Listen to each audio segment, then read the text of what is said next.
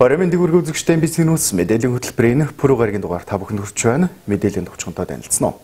Амарсаны компани хууль бус барилгын ажлаа үргэлжлүүлсээр байна. Маргааш Монгол Улсын ерөнхийлөгчийн сонгуулийн дахин санал хураалт болно. Улаан сүмэнд 2017-2018 онд хийгдэх дэд бүтцийн ажлуудыг танилцуулж байна. Баяр наадмын өдрөө төхөж байгаатай холбоотойгоор элемент компани мэдээлэл хийлээ. Аж ахуйн нэгж хуулийн этгээдүүд 7 дугаар сарын 20-ны дотор хагас жилийн татврын тайлангаа өгнө. Улуун уулын чулуут булгийн аршааны ихийг хамгаалах ажил хийгдэж байна. Эдгээр улмст мэдээллийн дэлгэрэнгүй MBC News мэдээллийн хөтөлбөрөөр хүрэх болно. Мэдээлж байна. Амарсаны компани хууль бусаар барилгын ажлаа эхлүүлээд одоо 5 давхар сүндэрлээд байгаач хууль хяналтын байгууллага болоод аймгийн удирдлагууд таг дуу суусаар байна. Бид энэхүү хууль бус асуудлыг шийдтэлн эргэн сурвалжлан гэсэн амлалтанд хурц сурвалжлагыг хүргэсээр байлаа.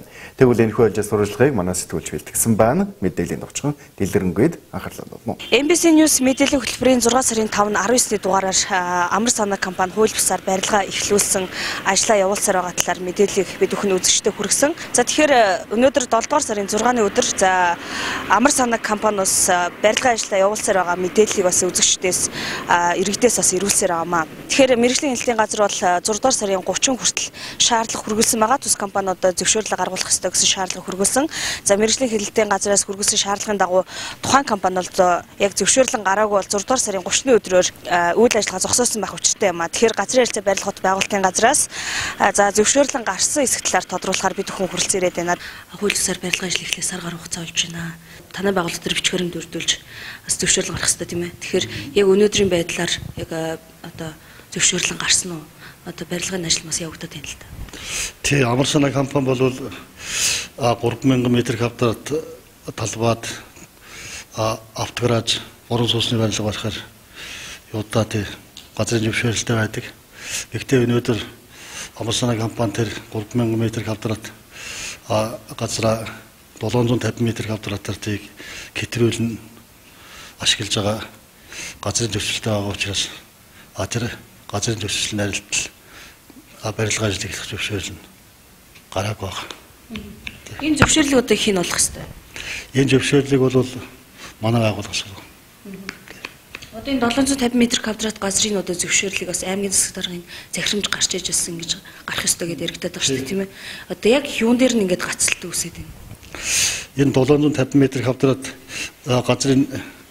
газрыг тийг хэтрүүлэн хэрэгэлсэн гээд бид тий Амарсаны компанитай бид нэр газрын нэг салбарыг тий шалгаад тий тогтоосон. Тэгээд Амарсаны компани энэ манай энэ нөлөө ашиглаж байгаа газрын төслийг арилгаж өгөх гэсэн албан туудыг манад ирүүлсэн байгаа.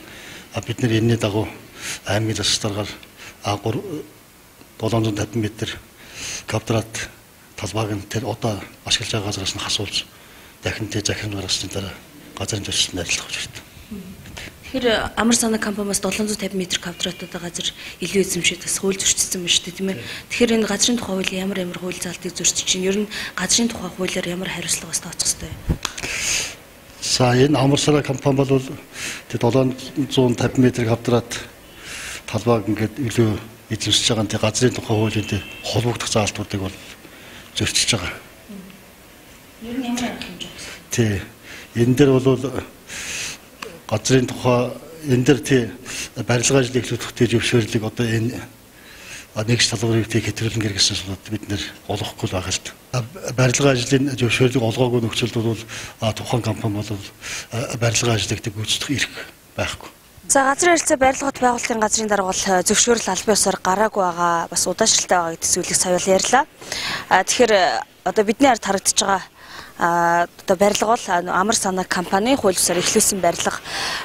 За 6 дугаар сарын 19-ны одоо мэдээллийн хөтөлбөрөөр бол 3 давхар өвжсэн бол өнөөдөр одоо 5 давхар инхүү хууль бусаар сүндэрлэн болсон байна. Тэгэхээр мэргэжлийн хяналтын газраас бол 6 дугаар сарын 30 хүртэл одоо бичгүүрэндээ бүрдүүлэх ийм шаардлага хүргүүлсэн. За яг тухайн шаардлагыг биелүүлдэг тохиолдолд барилгын одоо ажлыг нь зогсоох юм эргэцэн үндэс байгаа гэдэг зүйлийг бол тухайн одоо үед мэргэжилтэн жигжцүр нь бас ярьж байсан. 2017 оны мэргэжлийн хяналтын газрын үржилсэн сэргийлэх хянш шалгалтын ерөнхий төлөвлөгөөний дагуу Амарсаны компани 24 айлын барилгад бол шалгалтыг хийгдсэн байгаа.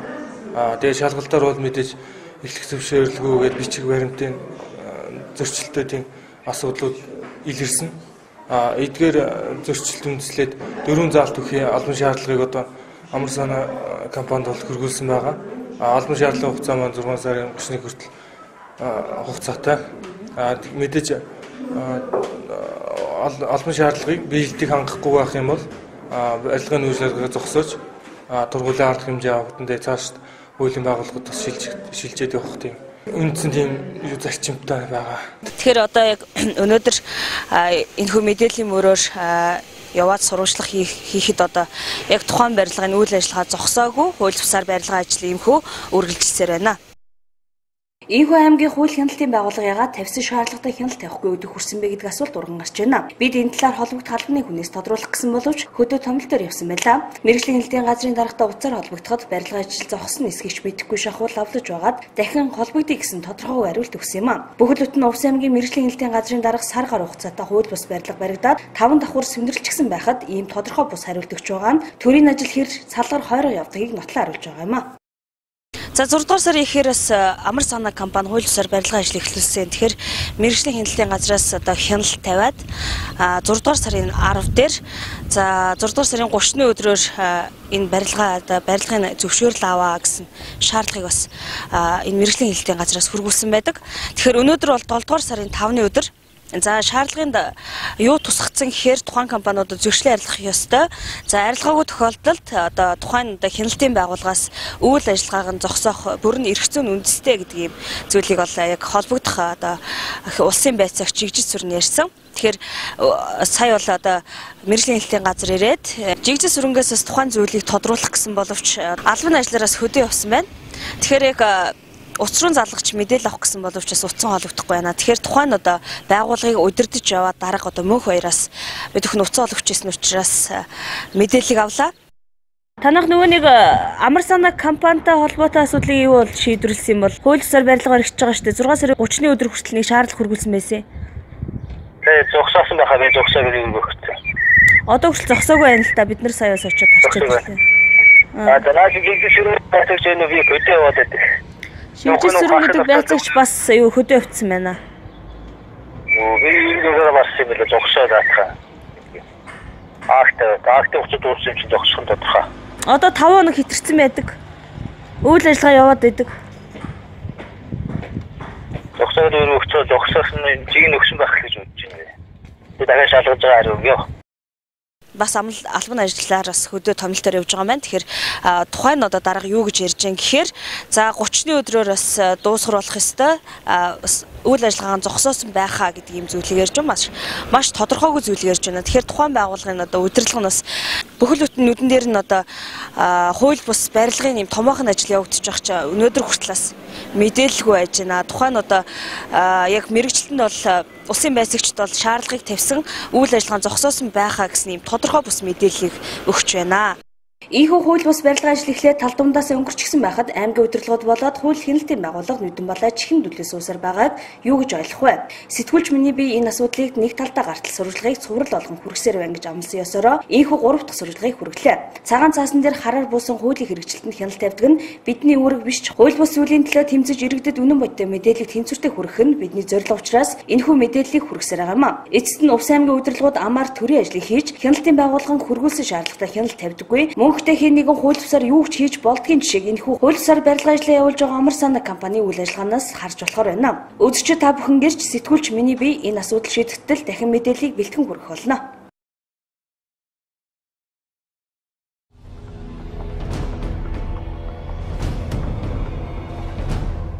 Унаач хүүхдүүдийг цахим бүртгэлд хамруулна. Үндэснийх баяр наадмаар хурдан морин унаач хүүхдүүдийг цахим бүртгэлд хамруулахаар болсон байна. Энэ талаар гэр бүл хүүхэд залуучуудын хөгжлийн газраас мэдээллээ. Монголын морин спорт уяачдын холбоо засгийн газрын хэрэгжүүлэгч агентлаг гэр бүл хүүхэд залуучуудын хөгжлийн газар 10 цагт унаач хүүхдүүдийг ачаалд үүсгэхүүгээр бүртгэхээр төлөвлөж байгаа юм а. Уяачд морид бүртгүүлэхээр ирэхдээ унаач хүүхдээ заавал өөрийн биеэр нь дагуулж ирж бүртгүүлэх юм. Энэ жил унаач хүүхдийг дан ганц төрсний гэрчлэгээ эрүүл мэндийн даатгалын дэвтрээр бус давхар цахим бүртгэлд хамруулах юм байна. Зөвхөн унаач хүүхэд гэлтгүү хөлмөр эрхэлдэг асрамжинд байдаг хараа хяналтгүй зэрэг төрийн үйлчлэгээ авах зайлшгүй шаардлагатай хүүхэд бүрийг инхүү цахим бүртгэлд хамруулж байгаа юм а. Энэ бүртгэлд дээрх эрсдэлд нөхцөлд байгаа хүүхдүүдээс гадна цуслан дугуйлан сургалт хүүхэд арга үйлчлэгэнд хамрагдаж буй хүүхдүүдийн нэгдсэн мэдээллийн сан бий болох юм байна.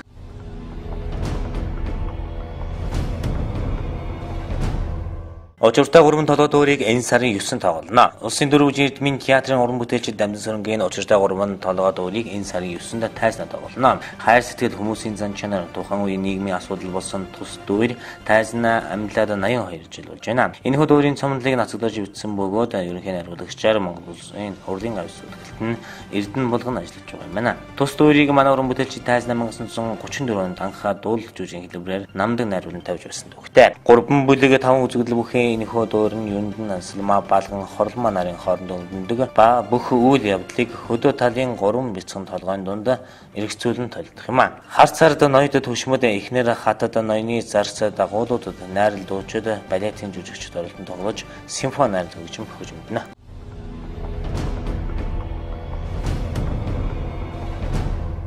Жолоочийн хариуцлагын даатгалаа төлөөгүй бол бичиг баримтыг нь хурааж авна. Энэ сарын 1-ээс хэрэгжиж эхэлсэн зөрчлийн тухай хуулиар замын хөдөлгөөний зөрчилтэй холбоотой 4 хуулиар зохицуулалт хийхээр болжээ. Жолоочийн хариуцлагын даатгалаа төлөөгүй жолоочийг замын цагдаагийн албах хаагчид хяналт шалгалтаар илрүүлээд арга хэмжээ тоосдог байсан бол хуулийн шин зохицуулалтаар бичиг баримтыг нь шууд хурааж авна. Замын хөдөлгөөний аюулгүй байдлын тухай хууль зөрчсөн тохиолдолд хөдөлмөрийн хөлсний доод хэмжээгээр зохицуулдаг байсан. Хөдөлмөрийн хөлсний доод хэмжээ өөрчлөгдөх болгонд торгуулийн хэмжээ хэлбэлцдэг тул зөрчлийн тухай хуулиар шийдвэрийг нэгж шилжүүлж байсан байна. Нэгж нь 1000 төгрөгтэй тэнцэх юм. Ингэснээр зам тээврийн осол үйлдсэн тохиолдолд зөрчлийн тухай хуулиар 101 буюу 100,000 төгрөгтэй тэнцэх хэмжээний торгуул нагдуулна.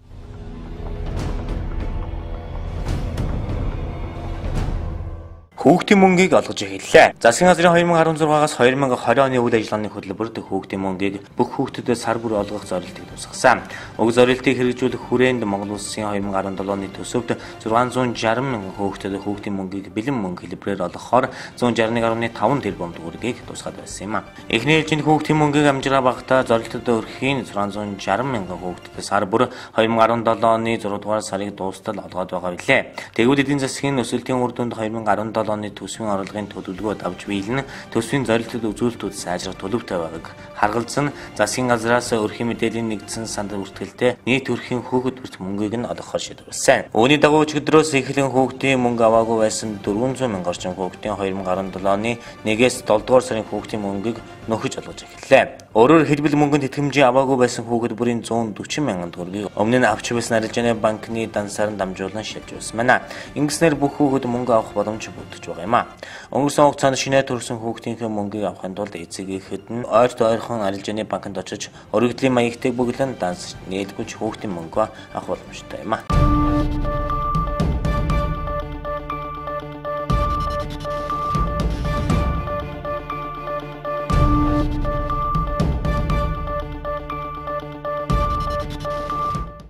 Дараагийн мэдээг танилцуулъя. Маргаашийн ерөнхийлөгчийн сонгуулийн дахин санал хураалт болно. Үүнтэй холбоотойгоор аймгийн сонгуулийн хорооноос мэдээлэл хийснийг тодруулах булангаараа хүргэж байна. Монгол Улсын ерөнхийлөгчийн 2017 оны ээлж сонгуулийн 2 дахь санал хураалт маргааш буюу 2017 оны 7 дугаар сарын 7-ны Улаанбаатарын цагаар өглөө 7-оос орой 10. За орон нутгийн цагаар бол өглөө 6-аас орой 9 цагийн хооронд бол явагдах гэж байна. Энэ удаагийн санал хураалт бол урдны санал авч байсан байрууд дээр буюу 91 хэсгээс зохион байгуулагдана. За ерөнхийлөгчийн сонгуулийн санал өгөх нийтдээ 49424 сонгогчийн нэгдсэн жагсаалтыг иргэний бүртгэлийн хэлтсээс бидэнд ирүүлж бид бол 91 хэсэгтээ хөргүүлээд ажиллаж байна. За энэ 2 дахь санал хураалтын өдөр бол анх 9-нд байсан. Тэгээд өөрчлөгдөд 7-нд болсныг иргэд сонгогч та бүхэн мэдэж байгаа. За 97-нд бол нэлээд олон сумдын баяр наадам энэ үйл ажиллагаа болж байсан. За энийг бол бид бүхэн аймгийн засаг даргад уламжилж ер нь Монгол Улсын хэмжээнд энэ сонгуулийн үеэр болж байгаа баяр наадмуудыг өдрүүдэд бол зохицуулалт хийсэн байгаа. За мөн маргааш бол бүх нийтийн амралтын өдөр зөвхөн сонгогчдод сонгуулиа өгөх эрхээ эдлэх боломжийг бол ингэж хангаж өгч байгаа. Тийм учраас та бүхэн маргааш болох Монгол Улсын ерөнхийлөгчийн сонгуулийн 2 дахь санал хураалтанд одоо бүрэн дүүрэн идэвхтэй оролцохыг уриалж байна. Монгол улсын хэмжээнд энэ удаагийн сонгуулиар хоёр нэр дэвшигч байгааг та бүхэн мэдж байгаа. За энэ ерөнхийдөө эрт цул 50%-аас дээш гарсан тохиолдолд сонгуул бол хүчинтэй тооцогдно. Манай аймгийн хувьд бол нийт анхны санал хураалтаар 68 98% эрсдэлтэй байсан. За энэ эрсдэл бол бас манай Увс аймгийн иргэд хөдөлмөрчдийг одоо улс төрийн идэвхтэй за мөн үндсэн хуулиар олгосон эрхээ одоо эдлэх ухамсартай байгааг бол энэ эрсцээс бол харж байна. Ер нь бусад аймаг, бусад сумдууд, бусад оюутай харьцуулахад бол манай аймгийн шатны эрсцэл бол нэлээд одоо сайн байсан. Тийм учраас маргаашийн сонгуульд бас Увс аймгийн иргэд сонгогч та бүхнийг идэвхтэй оролцоно гэдэгт одоо итгэл дүүрэн байна. Хоёр намаас сонгуулийн санал хураалтан дээр ажиглагч нар ажиллаж байгаа. Сонгуулийн санал авах байруудаас дамжуулаад ажиглагч нарын бүртгэлийг хуулийн хугацаанд буюу сая 7 сарын 4-нд бүгднийг одоо шинжилээд авсан байгаа. За бид бүхэн нийтдээ 50 хүртэл хувь гэдэг техникийн тооллогыг хийсэн. Манай аймагт бол техникийн тооллогыг бол бид 50%-тай хүргэж техникийн тооллогыг хийсэн. За ер нь техникийн тооллогоор бол саналын зөрүү бол гараагүй. За мөн эхний сонгууль дээр гарчаасан одоо зарим нэг хэсэгтэр гарчаасан алдаа дутагдлуудыг бас би дахин сануулгыг хүсэж байна. Энэ хоёр одоо нэр дэвшигч 50% хүрэхгүй тохиолдолд одоо цааш одоо яах вэ? За энэ хоёр сонгогчийн хувьд нийт санал өгч байгаа хүмүүсийн эрс 50 буюу түүнээс дээш хүрэхгүй бол сонгуулийн тухай хуулиараа энэ урдны бидний өгсөн санал бол хүчингүй тооцогдож одоо сонгуулийн үйл ажиллагаа бүр шим орноос дахин эхлэхээр юм хуулийн зохицуулалттай. Одоо бүр ердөөс анханасаа нэр дэвшигчтэй одоо сонгох бүртгүүлэхээс ахуулаад хэрвээ эрт хүрэхгүй бол сонгуулийн үйл явц яг дахин шим орноос бол дахиад эхлэхээр юм хуулийн зохицуулалттай байгаа.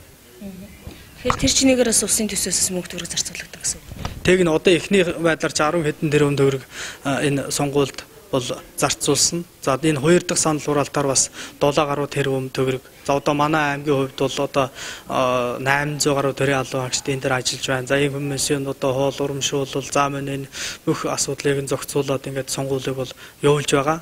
Тэгэхээр энэ бол Монгол улсын эдийн засаг яг өнөөдөр ямар байгаа вэ гэдгийг бас хүмүүр мэдж байгаа. Тэгэхээр дахин сонгуул болох юм бол нэг бол эрс хөрөхгүй тохиолдол гэсэн асуудал бол ямар ч байсан гарахгүй хаа гэдэгт бүрэн итгэлтэй байна. Иргэд сонгогчд бол энэ улс орныхаа эдийн засгийн байдал за энэ одоо олон талаас нь үзээд үндсэн хууль дээр одоо нэг удаа өөрийнхөө эрхийг бол одоо ямар нэгэн улс төрийн хүч нь ямар нэгэн одоо хэн нэгний одоо юунд нөлөөнд автахгүй одоо янз бүрийн саналаа тэгж хийгээрээ ингэж хийгээрээ ч гэдэг юм уу тийм буруу ташаа тийм уриалгад автахгүйгээр хувь хүн өөрийнхөө үндсэн эрхээ эдлээд ухамсартайгаар очиод саналаа өгнө гэдэгт бол итгэлтэй байна. Тэгэхээр цагаан сонгуул өгцгөө гэдэг уриалга сошиал ертөнцөөс яваад байна л да. Цагаан сонгуул гэдэг яг иймэрхүү юм явж байгаа. Тэр бол зүгээр нэг одоо хэсэг хүмүүсийн л одоо хэлж байгаа зүйл нь шүү дээ. Тэ. Сонгуулаа битгий өгөөрэй ч гэдэг юм уу. Сонгуулд оролцож болохгүй шүү гэдэг тийм зүйл бол бас сонгуулийн тухай хуулиар юутай зүйл заалттай. Сонгуулийн эрсийг хөргөхгүй талаас юм уу. Сонгуульд одоо иргэдийн оролцох эрхийг одоо хязгаарлах талаар буруу ташаа мэдээлэл өгөх юм бол сонгуулийн тухай хуулиараа бас ийм юутай байгаа хариуцлага тооцох ийм хуулийн заалттай. Тийм учраас иргэд сонгогч хэн нэгний одоо үгээр биш хувь хүн өөрийнхөө үзэл бодол итгэл үнэмшлээрээ очоод одоо үндсэн хуулиараа төрийн тэргүүнээ сонгох энэ үндсэн эрхээ чөлөөтэй эдлэх одоо үндсэн эрх нээлттэй шүү. Тийм учраас та бүхнийг янз бүрийн тийм хүмүүсийн улс төрийн хүчний ч юм уу хэлж байгаа тийм зөрүү буруу нөлөөлөлд автахгүй байхыг бас уриалж байна.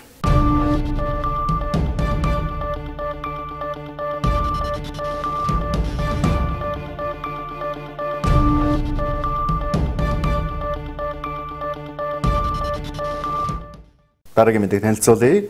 Аймгийн хөрөнгө оруулалт хөгжлийн бодлогын хэлтсээс Улаангум суманд 2017-2018 онд гэгдэх бүтээн байгуулалтын талаар мэдээлэл хийлээ. Улаангум суманд 2 жилийн хугацаанд нийлээд томоохон ажлууд хийгдгээр төлөвлөгдсөн байна. Үүнийг тодруулах хувцсангаараа хүргэж байна. 6 дугаар сарын 20 орчимд Зангийн яамнад иргэдэх хөгжлийн хөтөч дид үс төслөөс ажлын хэсгэрж Увс аймагт ажиллаад буцлаа. Энэ ажлын хэсэг маань ерөнхийдөө хэрэгжүүлж байгаа төслийнхаа хүрээнд Увс аймагт хэд хэдэн чиглэлээр ажил зохион байгуулахаар ерөнхийдөө зам тараас цэвэр бохир усны систем дид үсгийн асуудлаа судлаад газар дээр нь танилцаад бас холбогдох мэдээллүүдээ гаргаад газрын харилцаа барилгын тоглолтын газар тамгын газрын хөрөнгө оруулалт хөгжлийн бодлогын хөвлөлтийн хэлцгээд холбогдох байгууллагууд мөн чандуу ус компани дулааны станцын холбогд байгууллагатай уулзаад ажиллаад мэдээллүүдээ нэгтгэхэд явлаа. За төслийн баг маань Увс аймагт хэд хэдэн чиглэлийн төсөл хэрэгжүүлэхээр ажил хийхээр ерөнхийдөө бэлтгэл ажлаа хангаад явсан.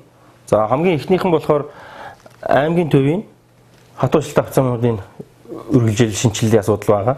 Энэ дөр болохоор хэд хэдэн замуудыг ерөнхийдөө зураг төсөвтэй болон шинээр зураг төсвийн хийж ажлыг эхлүүлэх тийм замууд тусгагдсан байгаа. Хамгийн эхнийх нь болохоор 1-р агийн нутагт 1-р буудлын 2-р буудлыг холбосон гэр хорооллын дэвтэр явсан. Одоо бидний хэлдгээр автобус явж байгаа маршрутын дагуу хатуучлалтай авцаамтай холбоно. Энэ бас давхар сургуультайгаа холбогдно. 1-р багаас 6-р агийн доотлын хэсгийн улаасны хэвийн чиглэлд 3.2 км авцам мөн адил зураг төсвөн хийгдсэн. Энэ зам маань явна. Мөн зураг төсвөн хийгдсэн одоо бидний хэлдгээр цас дахь дэлгүүр байгаа шүү дээ. Цас дахь дэлгүүрээс урагшаа яваад Шунхлагийн уулзуур, бэр уртлын уулзуур хүртэлх холбосон. Мөн 6 төшин хүүхдийн сургуулийн доотлоос буян тарааллын нэгээр яваад бас мөн Шунхлагийн уулзууртай холбогдсон нийтдээ 3.7 км зураг төсвөн хийгдсэн зам байгаа. Мөн зураг төсвөн хийгдсэн захын арын хэсэг байгаа. Урлагийн захрын ордыг арын хэсгийг бас мөн хатуучлалтаа авцсан болгоод нийтийн 300 орчим метр зам тавигдана, хатуучлалтаа зам тавигдана. Энэ зам мөн зогсоолтой энэ дээр зогсоороо шийддэг юм. Мөн түүнээс гадна одоо бид хэлдэг бөхөргийн цаад уулзуур 5 дугаар багийн доод уулзуураас улуун уулын чиглэлд явсан 2.3 км авцсан бас мөн зураг төсвөн хийгдсэн юм замууд маань тавигдана. Түүнээс гадна зураг төсвөн шинээр хийгдэж тавигдах замууд бас байгаа. За энэ дээр болохоор ерөнхийдөө одоо энэ улаасны хэвийн уртлаас яваад одоо шинээр нэг төлөвлөлт хийгдээд айлууд маань нэлийг суурьшиж байгаа хэсэг. Энэ хэсгүүд маань ерөнхийдөө нийтдээ 3.8 км зам энэ хэсэгт нэр тавигдах юм. 12 дугаар, 9 дугаар, 10 дугаагийн нутгуудыг ерөнхийдөө хамарсан ийм зам байгаа. Түүнээс гадна бас нэмэлтээр 6 дугаар баг дээр хит хитэн чиглэлд ерөнхийдөө бас хатуучлалтай зам нэгэнд бас далангийн бий болгоцсон замуудыгаа бас үргэлжлүүлээд хатуучлалтай болох ажлыг бас энэ дээр бид заншлаад зохион байгуулалт явуулж байна. Одоо энэ 8 дугаар цэцэрлэгийн дээдлэр явсан мотоо удамжтай холбогдсон зам мөн цэцэрлэгийн доотлоор явсан ингэж хөндлөн замууд одоо далан хийгдсэн замуудыг бас хатуучлалтай болгоод явандаа бидний ирээдүйд төсөөлж байгаа чиглэл болохоор ерөнхийдөө энэ замуудыгаа холбосон шинэ сүршлийн бүс төлөвлөгдөж байгаа хэсэг рүүгээ дид үтээ хөрөх талын ажил маань энэ дээр төлөвлөгдөө явуулж байна. Авцамын хувьд болохоор ерөнхийдөө Улаангумд маань иймэрхүү боломжууд бий болж юмна гэсэн үг. Дараагийн ажил болохоор ерөнхийдөө гэр хорооллыг дэвшүүлж болох асуудал байгаа. Аймгийн цэцэргийн үйл ажиллагааны хөтөлбөрт гэр хорооллыг дэвшүүлэх асуудал маань нэлээд томор сууж өгсөн. Энэ ажлыг бид нар ажил хэрэг болохоор холбогдох яамдууд, төслийн байгууллагууд, засгийн газарт олон газартууд санал тавиа явуулж байна. Мөн Увс аймгаас сонгогдсон гишүүд маань энэ дээр нэлээд идэвхтэйгээр ажиллаж байгаа. За ямар ч сан эхний ээлжинд бид нэр дараах багууд дээр гэр хорооллын дэвшүүлсийг ерөнхийдөө хий үргэлжлүүлээд Улаангумынхаа бүх багт нэгдсэн халаалт цэвэр усны систем бүхрийн системийг хүргье гэдэг тооцоо хийгээд явж байна. За эхний бидний тохирсон судалгааны баг маань ирээд явсан чиглэл болохоор 5 дугаар багийн дундор явсан хатуучлалтай авцаамын дагуу мөн цэнгэлт хүрээлэнгийн доотлоор явсан авцаамын дагуу доош эргээ 4 хүрээд тэгээд чигээр 3 дугаар жил хүрээд 7 дугаар баг ингээд доош 9 10 12 дугаар багууд ингэж хамарсан юм үндсэн магистрал шугам тараас татъя. Тараас бий болгоё. Эндээс хөндлөн замуудынхаа дагуу шугамудаа явуулаад шинээр дахин дамжуулах төвөд ЗТБ-д байгуулад энэ ажлыг хэрэгжүүлэхээр тооцож байгаа. Одоо төсөлтөөр маань ерөнхийдөө ажлын даалгаврыг гараад явж байна. Утгахгүй мэрэгжлийн зураг төсвийн компани дээр ерөнхийдөө тендерын зарлагдаад зураг төсвөө явах баг. Тэгэхээр ерөнхийдөө энэ дээр аль багууд хамгийн ихний ээлжинд хамрагч нь ихээр 5 дугаар баг, 11 дугаар баг, 4 дугаар баг, 2 дугаар баг, 6 дугаар баг, 7 дугаар багууд ерөнхийдөө энэ гэр хорооллын дэд үтс буюу дулаан, бөхөр, цэвэр ус маань энэ гэр хорооллын айлууд очих бүрэн боломжтой болж байна гэсэн үг. Төрөөс ингээд ерөнхийдөө гол юмуудыг шийдэж очихоор айлууд маань ямар асуудал үүсгэв гэхээр шууд тэндээсээ холболтоо хийгээд гэртээ орон сууцнд байранда ерөнхийдөө энэ дэд бүтцийг оруулах боломж нь бүрднэ гэсэн үг. За дээрх багуудаас гадна ерөнхийдөө бид улаан гомынхаа гэр хороол болоод худалдаа үйлчлэгээний газрууд олноор хөвлөрч байгаа зэвгүүд рүүгээ бас энэ дэд бүтцийг хүргэхээр тооцоо хийгээд ажлууд маань нэлээд үр дүнтэй явж байна. Эх он гэхэд ерөнхийдөө ажил нь бүрэн эхэлж байна. Энэ жил зураг төс болоод бүх тооцоол судалгаа шинжилгээнүүд бүгд хийгдээд ажлууд маань цэгцрээ явах юм аа. За мөн дэд бүтцээс гадна дараагийн нэг шийдэх асуудал болохоор дэд бүтцтэй холбогдож цэвэрлэх багламжийн асуудал яригдж байгаа. За одоо энэ зургийн дээр тодорхой байгаа. Одоо байгаа цэвэрлэх багламжийг бид нэр доошоо ерөнхийдөө 3 км орчим зөөгөөд шинэ зэг дээр цэвэрлэх багламж яригдахаар болж байгаа. Монгол Улсын засгийн газрын үйл ажиллагааны хөтөлбөрт суулсан ажил маань Польшийн засгийн газрын хөнгөлөлтөө зээлээр ерөнхийдөө байгуулагдахаар хийгдэхээр гэрээ байгуулагдах шатанд ажил нь явж байна. Энэ цэвэрлэх багламж руу чиглэсэн бид нар бохирын үндсэн шугамуудыгаа бас татна. Ерөнхийдөө гэр хорооллын айлууд маань дулаантай, цэвэр устай, бохиртой болох хөрөн боломж нь ерөнхийдөө бүрдэж байна гэж эндээс ойлгож байна. За түүнээс гадна энэ одоо шийдсэн бас нэг том асуудал нь болохоор Улаангон сумын үерийн суугчлалын асуудал байгаа. Ерөнхийдөө их хэмжээний бороо орсны дараа үүсдэг үер усны асуудал өнгөрсөн жил бид нэр бүгдээрээ харсан. Энэ асуудлыг шийдэхээр бид нэр бас чиглэл гаргаад суугчил гаргах чиглэлүүдээ бас тэр мэргэжлийн хүмүүстэй нь яваад чиглэлээ тогтоогоо суугчлууд ингэж гаргая гэдэг байдлаар бүх юм тохироод явсан. Одоо та бүхэн харж байгаа 4 замын ингэсгээр хуучин байсан суугчлалыг сэргээх, нэвт доошоо гарсан суугчил хийх, ач нуурын урдуур 7 дугаар багийн өвтгөр дард гарантийн хажуугаар гарсан суугчлалын асуудал, 2 дугаар сургуулийн хажууд бөхөөргөний хажуугаар гарсан суугчлал гэдэг ерөнхийдөө үндсэн хэд хэдэн суугчлалын асуудал бас энэ тооцоонд орцсон ингээд явж байгаамаа. Дараагийн мэдээ, Элемент компани жил гаруй өмнөөс Улаангон сумын айл өрхүүдийн хог хэвлэлийг тээвэрлэж эхэлсэн. Хог хэвлэлийн тээвэрлэлийн зардал өрх бүрээс 1000 төгрөг авдаг байсныг Улаангон сумын иргэдийн төлөөлөгчдийн хурлын шийдвэрээр 2000 төгрөг болгосон байдаг.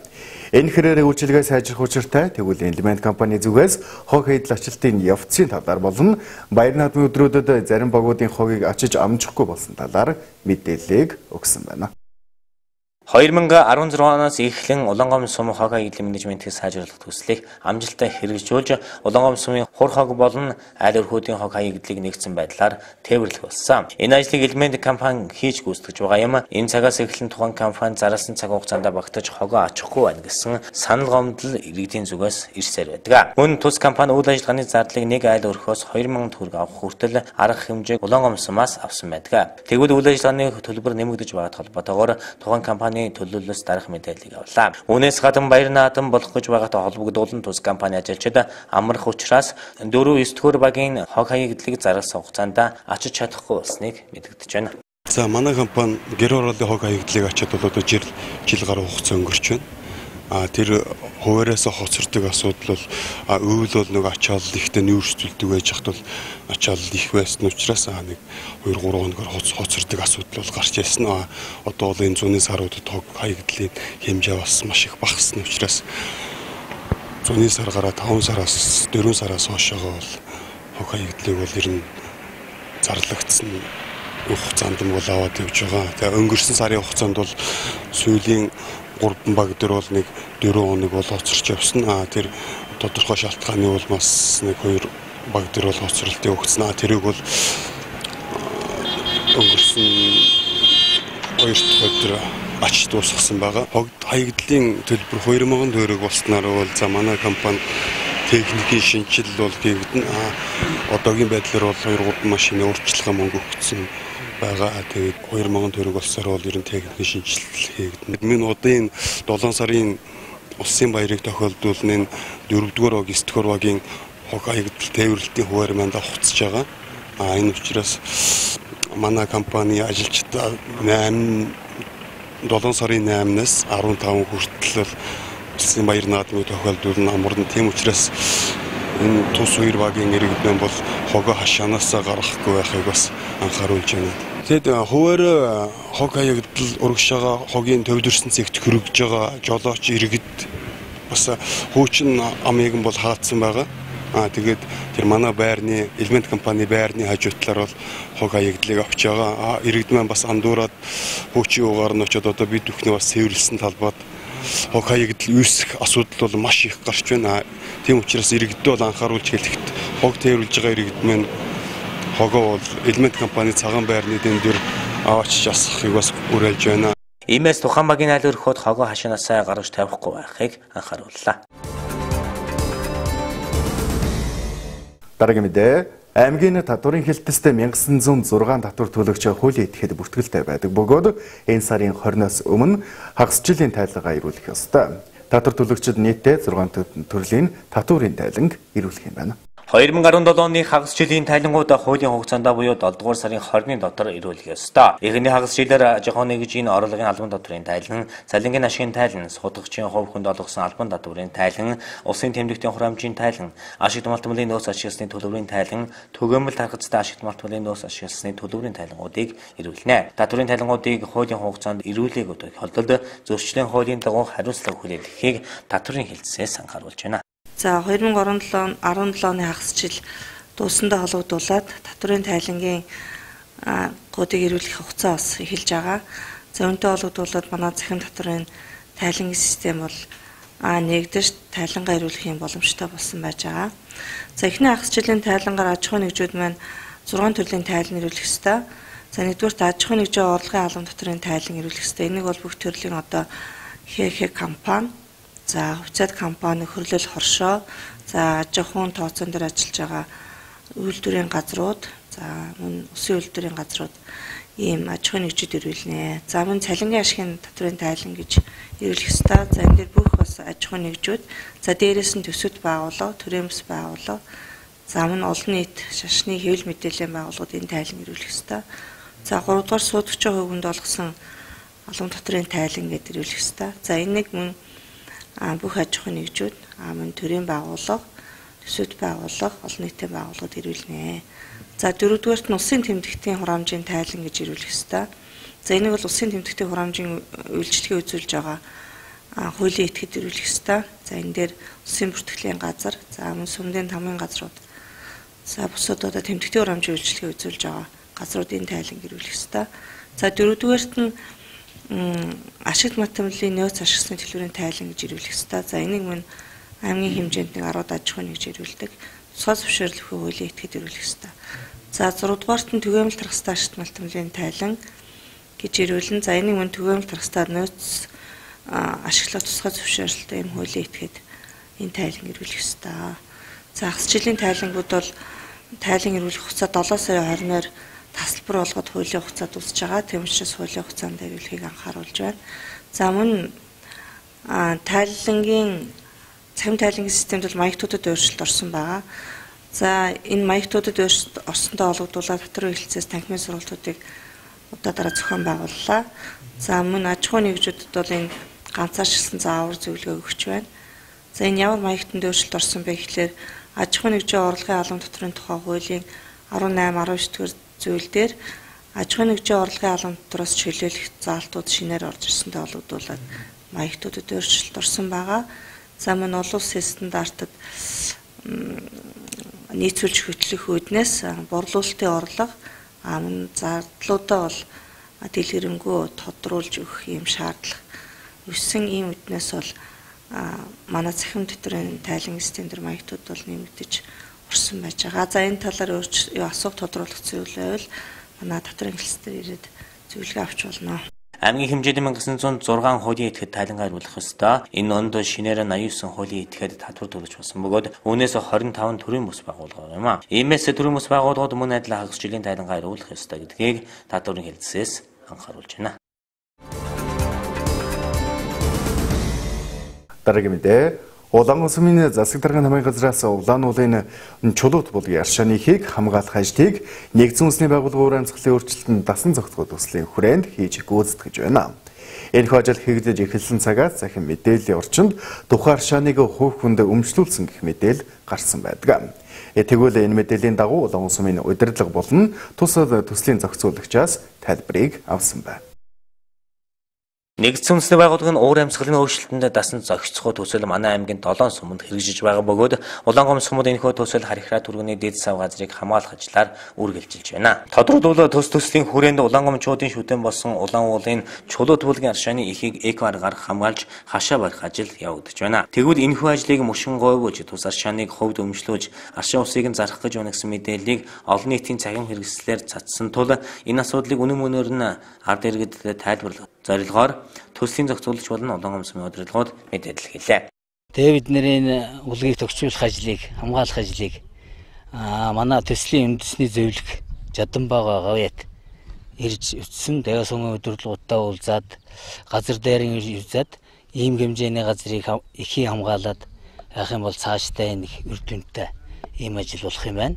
Тэгээд байгаль талгүй аргаар газар өгөхгүйгээр ингээ давхар ийм 3 шамтай тэгээ шонгийн чулуугаар дүүргээд тэгээ хашин шамгаалах. Энэ хашин шамгаалахын ачаалууд нь болохоор эндээс мал ирж их усуудаг, ишиг хорго, тэгээд адуу, тэгээд эхийн бохирдуулаад байгаа. Тэгэл дараа нь ирж хүмүүсүүдээ тэр аршаанаас ингэж авч хэрэглээд байгаа. Тийм учраас одоо бааш ясэр дүүргэн. Ийм юунууд байгаа учраас бид нар бас энэ эхийн хамгаалъя. Алсуур хамгаалъя. Тэгээ 60-аас 40 м. Өргөндөч уртан 60 м газарт ингээ хамгаалж байгаа. Тэгээд одоо бид нэр ажил эхлээд 3 хоног жин 4 дахь өдөр ингээд ажиллаж байгаа. Тэгээ ажлаа яг эхлэхдээ бид нэр сумынхаа удирдлагуудтай хэлцүүлээд газар дарын ирж үзүүлж харуулад байгаль орчны хэсгийн хүмүүс тэр улсын байцаагч энэ авчираад газрын яг энэс энэ хооронд ингээ хамгаална гэдгийг тохироод хэмжээд тэгэл бид нэр ажлаа ингээд 14 хүний өрөлтгөнтэй ажлаар үргэлжлүүлээд ингээ явж байна. Улгийн эхийг хаш хамгаалж яваад тэрний усан юуг нь зарна гэсэн тийм ойлголт байхгүй. Улаангомс сумын удирдлагууд одоо уран нутгийн гэсэн тийм юм яриаггүй. Би энэ огт үндэслэх асуудал байна гэж үзэж байна. Тэгэхээр ягаад тэгжил одоо булгийн эхийг бохирдуулахгүй л гэж хамгаалсан биш аршаан усыг нь зараад ашиг олно гэсэн тийм юу байхгүй шүү дээ. За энэ дээр өчигдөр бас энэ сошиал эрчим гараг яасан байна. Энэ төслөөр хийх байгаа зүйлийг бас хувьдаа аваад эзэмшээд энэ үүдэн дээр нь тасалж аршаа усын зарж худалдах хэлбэрээр буруу ташаа мэдээлэл өгсөн байна. Манай албаны хүмүүс холбогдох хүмүүс ярьлаа. Энэ юм бишээ бас энэ ард иргэдэд маань цэвэр аршаан цэвэр унднаас хэрэглэх зайлшгүй шаардлага байгаад Улаангомс сумын бас иргэдийн тэргүүлэгчид иргэдийн төлөөлөгчд бас эдгээр ярилцаад энэ дээр дасан зохицох төслөөр ийм хадгалалт хамгаалалт булгийн хамгаалалт хийх шаардлагатай гэсэн үндсэн дээр ингэж хамгаалж байгаа маань. Тэгээд ард иргэд маань энэ дээр бас буруу ташаа ойлголт байсан бол зөв ойлгоорой гэж хүсье. Тэгээд холбогдох хүмүүсийг авч ирээд тэгээд бичсэн хүмүүний авчирлаа холбогдох бүх хүмүүсийн авчирал ямар ч байсан нэг ойлголтод хүрч явах шиг байна.